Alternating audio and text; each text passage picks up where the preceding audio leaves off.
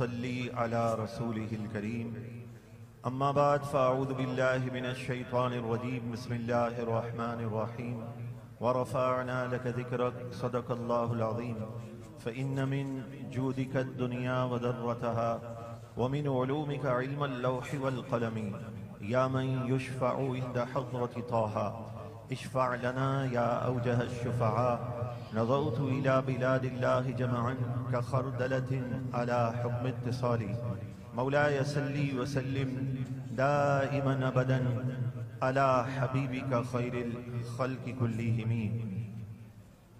خالق کائنات جل جلالہ وعم نوالہ کا بہت احسان ہے.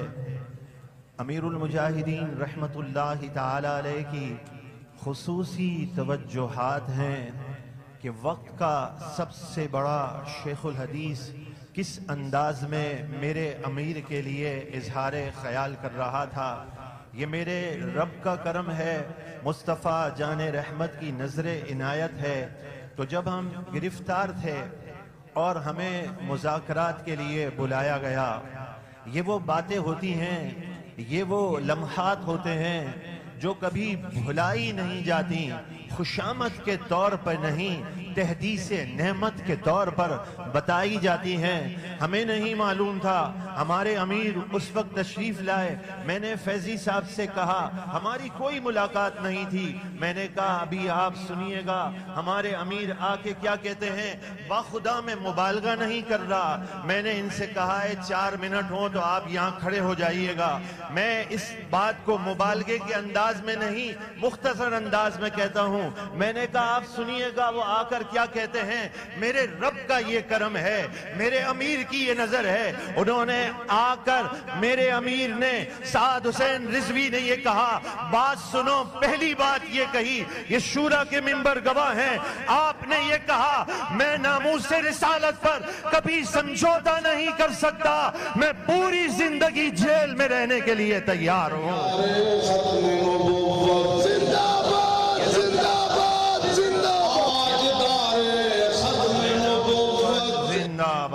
میں صرف 2 باتیں عرض کرنا چاہتا ہوں.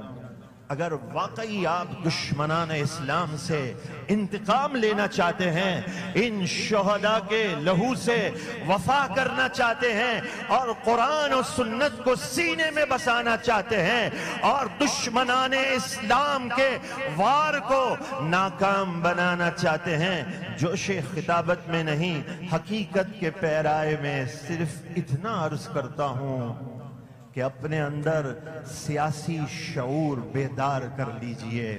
یہ سیاسی شعور کیا ہے؟ رسول اللہ کی آنکھوں کی، رسول اللہ علیہ السلام کے قلب اطہر کی ٹھنڈک ہے.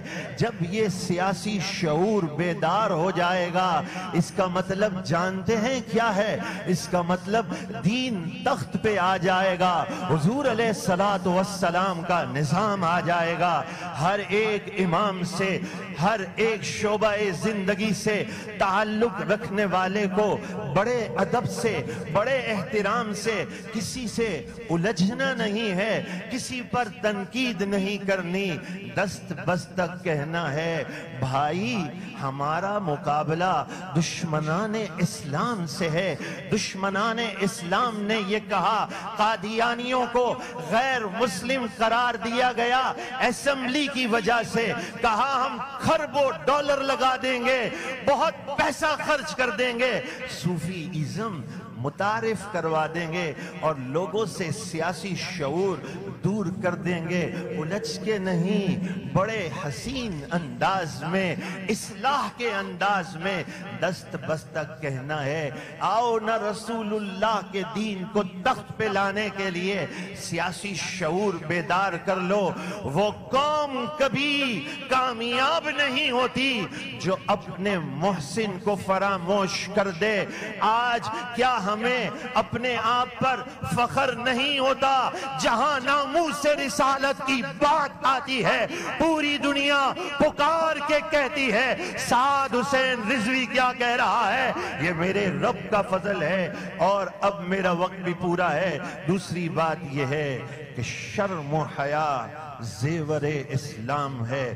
جہاں قرآن کے اندر نماز کی بات آئی، زکوٰۃ کی بات آئی، وَأَقِیمُوا الصَّلَاةَ وَآتُوا الزَّکَاةَ، خطاب جو ہے وہ جمع مذکر کا صیغہ، اس کے اندر مؤنث شامل ہے، لیکن شرم و حیا ایسا زیور ہے جہاں شرم و حیا کی بات آئی تو فرمایا قُل لِّلْمُؤْمِنِينَ يَغُضُّوا مِنْ أَبْصَارِهِمْ۔ یہاں بات مکمل نہیں ہوئی، اگلی آیت میں کیا فرمایا؟ وَقُل لِّلْمُؤْمِنَاتِ يَغْضُضْنَ مِنْ أَبْصَارِهِنَّ۔ شرم و حیا زیور اسلام ہے۔ الحیا لا یأتی الا بخیر، یہ حیا یہ خیر ہی لاتی ہے، اور شرم و حیا اپنے اندر بیدار کر کے عملی میدان میں آ جائیے۔ میرے امیر المجاہدین نے کیا کہا تھا؟ فرمایا اس آنکھ نے کبھی حرام نہیں دیکھا، تو میری بات سن کر وہ نوجوان شرمندہ ہو گئے تھے۔ میرے امیر کا عرس ہمیں یہی کہتا ہے، عملی میدان میں آگے آ جائیں اور پکار کے کہیں انہیں جانا ان کا اور رہے گا یوں ہی ان کا۔ تشریف لاتے ہیں اظہار خیال کے لیے مرکزی نائب امیر قبلہ پیر سید ظہیر الحسن بخاری، نعروں کی گونج میں استقبال۔ لبیک یا رسول اللہ، لبیک لبیک لبیک۔